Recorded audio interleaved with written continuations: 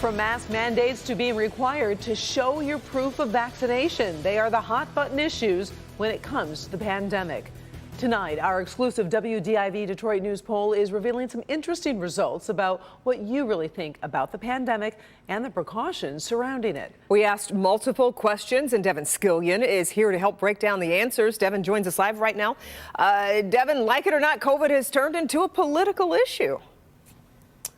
Yeah, Kim and Karen, if we had hoped that the politics of this would have worn off the pandemic by now, we better think again. You know, the first part of our Local 4 Detroit News poll showed us approval ratings for Governor Whitmer that have been improving. And of course, that is a measure of how voters feel about her COVID response at any given time. The pandemic is pretty much part and parcel of her administration. We were eager to ask Michiganders about their take on the pandemic, though, everything from masks to vaccines. And yes, again, the politics seem unavoidable. The coronavirus doesn't really care what you believe or with which party you may identify. In fact, in our Local 4 Detroit News poll, a full third of those polled said they had contracted COVID. Interestingly, it was most common among those in their 30s and 40s. But our views of the pandemic remain stubbornly aligned along political divides, especially when it comes to mask requirements. What we see is that 63% of Michigan voters do support requiring masks in public places. And it is very strong support from Democrats and independents. And the only block of voters that do not support a mask requirement are Republican voters. And very specifically, Trump Republican voters are very much against mask requirements. In fact, 44% of those who would be described as Trump Republicans have not been vaccinated. Our pollster sees very little movement on that. What we've seen throughout these surveys is if you were opposed to getting a vaccine a year ago, a year and a half ago, you still are. There's been no movement.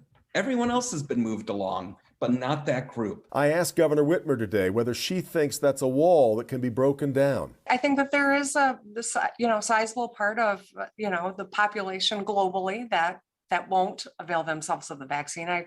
It's distressing. I wish they'd reconsider. I know we don't see eye to eye politically, but on their health, there's no question that a vaccine and a booster is the best way to stay out of the hospital. About a third of the respondents say they will not be vaccinating their children. And among parents who haven't been vaccinated, 82% of them say they won't be vaccinating their kids either. The idea of vaccine mandates, not nearly as popular as one for masks. 40% of Michigan voters would support a proof of vaccine requirement for places like restaurants, theaters, and sporting events, but 52% are against that idea. As to the question that remains deep and profound for most of us, is the worst behind us or ahead of us? 41% say Michigan has seen the worst of it. 36% believe it's yet to come. 23%, nearly a quarter, say they just aren't sure.